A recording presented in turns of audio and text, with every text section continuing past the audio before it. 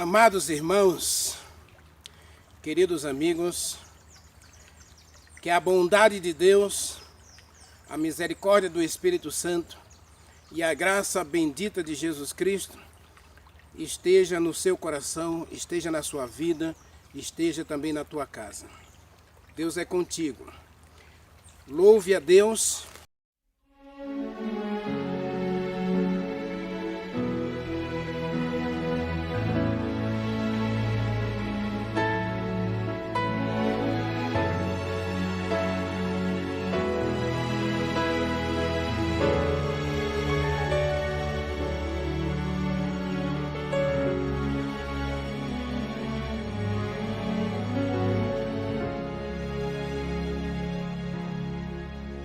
Quando o vento do Espírito soprar,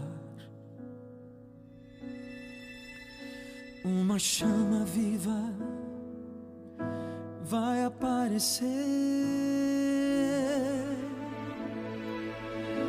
Nossos filhos e filhas irão profetizar.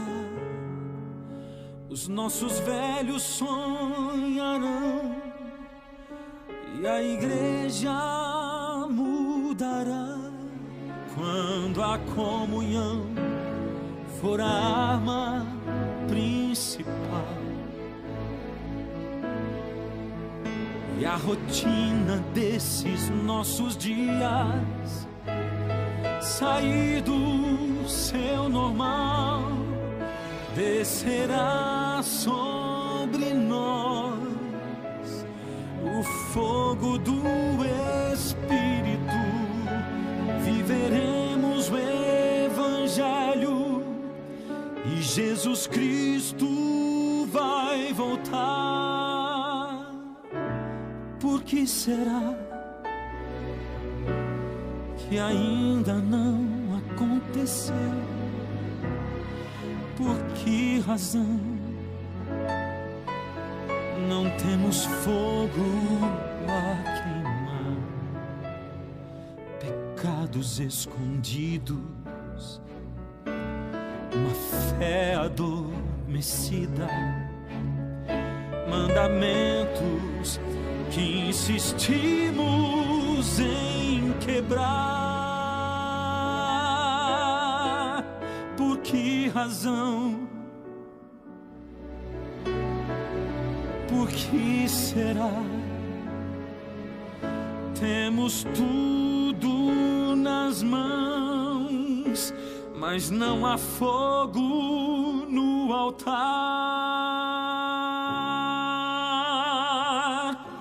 Mas quando o vento do Espírito soprar,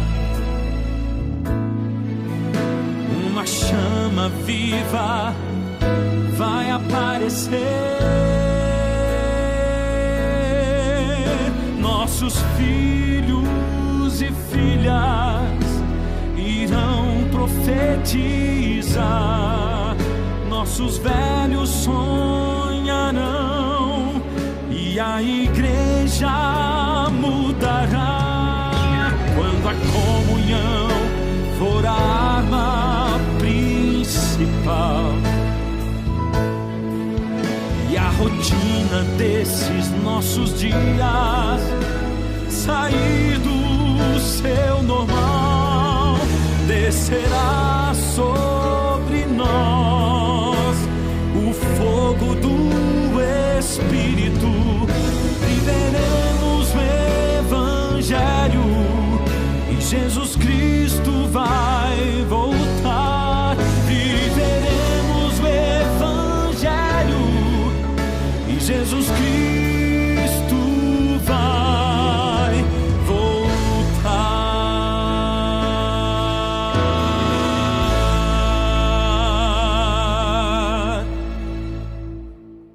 Vamos orar? Meu Deus, meu Pai, Senhor dos céus e da terra, estou diante de Ti, Senhor, e te digo muito obrigado, porque Tu és Deus.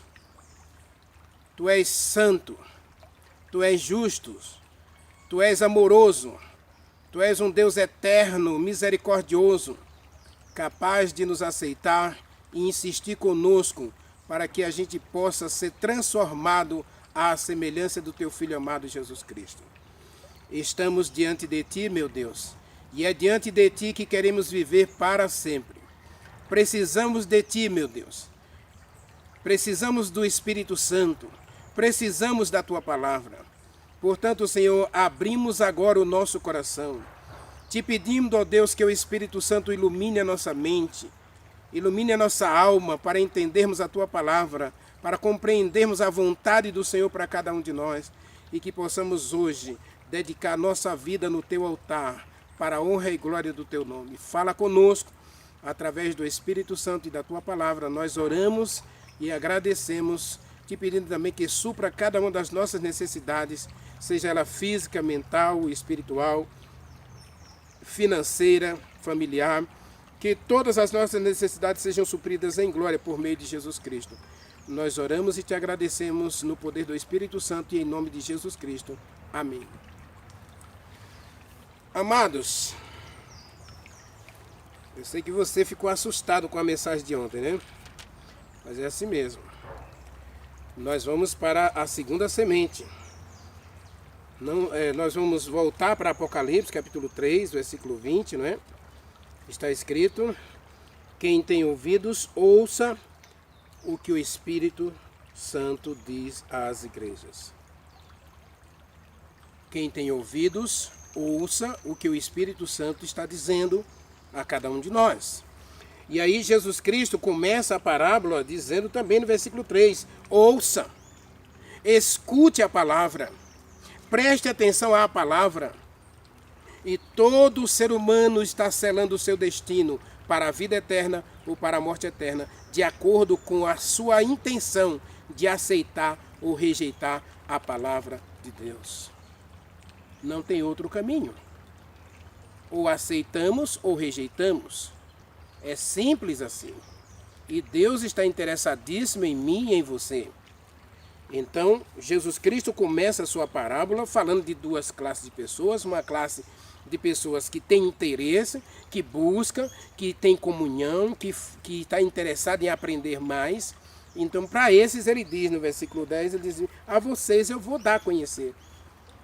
Leia comigo o Salmo, antes da gente ler a parábola, vamos ler o Salmo 25, versículo 13. Olha o que Deus é interessadíssimo na gente. Meus irmãos, minhas irmãs, meus amigos, se tem uma coisa que Deus está interessado, é na tua paz, na tua felicidade, né? Salmo 25, versículo 13, 14, deixa eu me ver aqui. Observe, versículo 14, está escrito, ó. No versículo 13 diz que na prosperidade repousa a nossa alma e a nossa descendência herdará a terra. No versículo 14 está escrito a intimidade. Intimidade aqui é a mesma coisa do homem com a mulher, com a sua esposa. Deus quer ter intimidade com você. Intimidade é você conhecer plenamente as ações de Deus na sua vida. Conhecer a bondade, a misericórdia, a justiça de Deus, os atos de Deus na sua vida. Intimidade, aqui a expressão intimidade tem que ver com relacionamento sexual, inclusive. E aqui está dizendo a intimidade do Senhor é para aqueles que o temem, aos quais Deus dará a conhecer os seus mistérios, ou a sua aliança. Deus está interessado em destruir a gente? Não. Deus estava interessado em destruir o faraó? Não. Mesmo depois que Deus libertou os filhos de Israel do Egito, o faraó endureceu seu coração, diz o capítulo 12 de Êxodo, que o faraó endureceu o coração e vai perseguir os filhos de Deus. Ele não só não conseguiu reter, prender, manter o povo escravo no Egito, Agora ele quer destruir o povo lá no deserto. Já que eu não posso ter eles como meus escravos, eu vou matá-los todos no deserto. Então ele arregimenta um exército com 600 carros, não sei quantos mil cavaleiros e milhares de soldados e enche o deserto de soldados para destruir os filhos de Israel. Ele endurece o coração. E durante 2 anos e meio, Deus esteve lá no Egito falando ao faraó. E ele não deu ouvidos. E Jesus Cristo então começa a sua parábola, e aqui está dizendo a intimidade do Senhor. Nós precisamos de comunhão diária com Deus, nós precisamos saber quem é Deus, buscar a Deus, conhecer esse Deus, para termos um bom relacionamento com Ele, um relacionamento de amor, de obediência e de prazer em Sua palavra. E aí, Jesus Cristo começa a sua parábola dizendo, ouçam, escutem a palavra do Senhor. E o semeador semeia a palavra. Jesus Cristo veio semear a verdade entre os judeus. Ali estava o semeador, Jesus Cristo é o semeador, e a palavra, e ele veio semear a palavra. Ele veio dar a todos a oportunidade de conhecer a Deus através da palavra. E aí, uma semente cai entre as pedras. Um detalhe que muita gente... Versículo 16, tá? Leia junto comigo.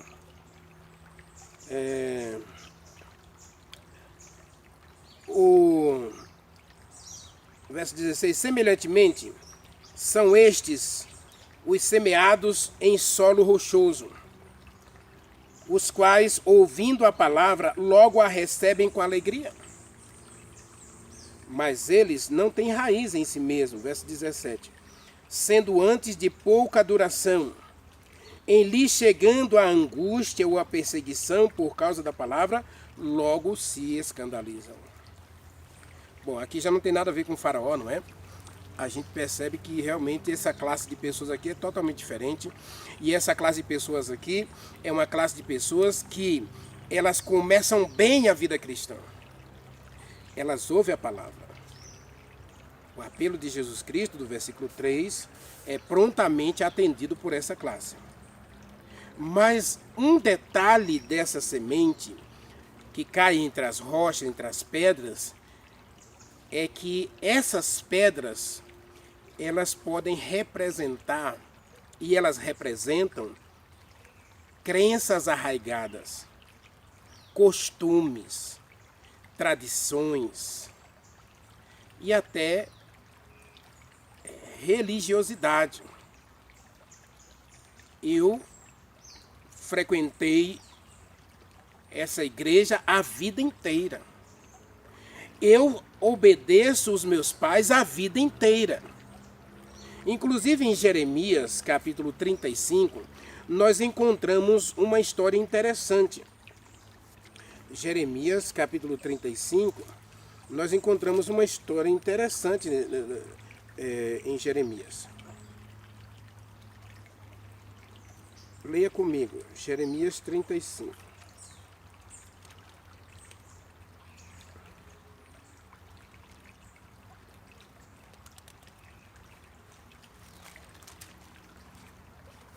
O título do texto é A Fidelidade dos Recabitas. Palavra do Senhor que veio a Jeremias nos dias de Joaquim, filho de Josias, rei de Judá, dizendo: Vai à casa dos Recabitas e fala com eles, e leva-os à casa do Senhor, e diga para eles beber vinho. E aí, Jeremias vai obedecer a palavra de Deus, né? E ele vai levar os Recabitas para o templo. E aí, quando Jeremias pede para eles beberem vinho, no versículo 6, versículo 5, bebam vinho. A ordem de Deus para vocês é bebam vinho. Bebam bebida alcoólica. Aí eles vão dizer o seguinte, verso 6. Eles disseram, não beberemos vinho, porque Jonadab, filho de Recabe, nosso pai, nos ordenou. Bom, meu pai disse para não fazer, então a gente não vai fazer. Minha mãe me ensinou assim, meu pai me ensinou assim, minha avó me ensinou assim, minha bisavó me ensinou assim, meu bisavô, meu tretavô, meu pastor, minha pastora me ensinou assim. Então eu vou fazer o que o meu pastor manda. Jeremias, o servo de Deus, enviado pelo próprio Deus, diz aos recabitas, bebam vinho. E eles disseram, não beberemos, porque o nosso pai disse para a gente não beber. O nosso pai ainda disse mais. Versículo 6, assim, nunca, jamais bebereis vinhos, nem vocês, nem os filhos de vocês. Ninguém da família dos recabitas vai beber vinho nunca. Era uma ordem do pai, do Recabe. E eles obedecem prontamente à ordem do pai. Aí no versículo 7, Recabe ainda dá outro recado para eles. Recabe disse, vocês também não vão edificar casas, vocês não vão fazer sementeiras, vocês não vão plantar vinhas, vocês nem vão possuir vinhas alguma, mas vocês vão habitar em tendas o tempo todo. Vocês vão viver como nômades, como peregrinos sobre a terra. Não vão se estabelecer para criar raiz em lugar nenhum. E eles obedecem. A parábola da rocha é uma semente que cai entre pedras.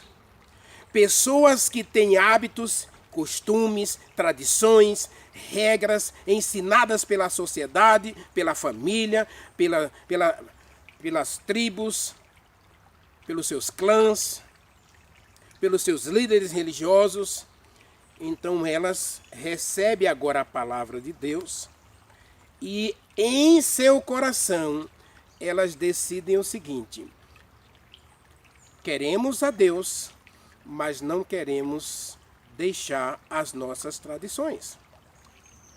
Eu já conheci várias pessoas que, inclusive, perguntaram para mim se podia continuar fazendo o que vinha fazendo se aceitasse a Jesus Cristo. Bom, aí você quer misturar as coisas. E essas pessoas, ao aceitar o Evangelho, elas não se preparam, elas não criam raízes para enfrentar oposição. Porque eu vivo assim nessa igreja, eu vivo na minha igreja, não acontece nada, ninguém me persegue, eu sou amigo de todo mundo é meu amigo, eu faço o que todo mundo faz, né? Eu como o que todo mundo come, eu bebo o que todo mundo bebe, então tá tudo tranquilo, a gente está em paz. Então ela não vai retirar as pedras para que a semente encontre profundidade no solo para aprofundar as raízes. E aí eu costumo dizer para todos nós, e eu quero que você preste bastante atenção, porque essa semente aqui, ela cai entre pedras. E aceitar o Evangelho, para muita gente hoje, é sinônimo de paz, é sinônimo de prosperidade, é sinônimo de felicidade, é sinônimo de alegria, de prazer e de ausência de dor e de ausência de sofrimento. A parábola já deixa claro que essas pessoas perdem a esperança, perdem o Espírito Santo, rejeitam a Deus. Por quê? Porque elas não se preparam justamente para a provação. Leia o verso 17. Quando sobrevém a elas, elas não têm raiz, ela é de pouca duração. Ela não vai abandonar o pecado, ela não vai abandonar os costumes, as suas tradições. E aí quando Jesus Cristo disse, Mateus capítulo 16, leia comigo, Mateus 16, muita gente fica dizendo que se aceitar Jesus Cristo vai parar de sofrer, vai parar de ter dor, vai parar de ter doença, vai parar de ter problemas, tudo vai correr bem, a felicidade vai jorrar na sua casa como esse rio está jorrando aqui. Ó. Não foi isso que Jesus Cristo disse. E a parábola diz claramente que a semente cai entre as pedras, e as pedras impedem que essa semente crie raízes. E aí quando vem a perseguição, quando vem a prova, quando vem a angústia por causa da palavra, ela se escandaliza, diz o verso 17. Agora, Mateus capítulo 16, versículo 24 a 26, Jesus Cristo diz assim, ó, Jesus Cristo disse então aos seus discípulos, se alguém quer vir após mim, rejeite as pedras. Negue-se a si mesmo, tome a sua cruz e siga-me. Aceitar Jesus Cristo e continuar vivendo a mesma vida, o Espírito Santo não vai agir em você. O Espírito Santo nem vai chegar perto de você, porque sem o Espírito Santo não há vida espiritual. Sem alimento diário da palavra de Deus, a gente vai morrer. Precisamos remover as pedras. Para Moisés, Jesus Cristo disse, retire a sandália dos pés. E olha o que Jesus Cristo está dizendo, se você quer ser meu discípulo, se você quer me pertencer, se você quer um lugar no reino de Deus, você precisa retirar as pedras. Você precisa negar a si mesmo, você precisa tomar a cruz, que é obedecer os ensinos da palavra, e você precisa seguir a Jesus Cristo. E Jesus Cristo não seguiu por paraíso, Jesus Cristo seguiu para a cruz. Jesus Cristo foi para o Getsêmani, e no Getsêmani ele suou gotas de sangue. Jesus Cristo chorou nas montanhas. Jesus Cristo lutou com o diabo 40 dias no deserto. Jesus Cristo foi provado, diz Hebreus capítulo 5, que ele foi aperfeiçoado pela dor, pelo sofrimento e pela prova. Agora fica o cristianismo moderno dizendo que se você aceitar Jesus Cristo, você vai parar de sofrer. Isso é mentira. Então Jesus Cristo disse, preste atenção na palavra.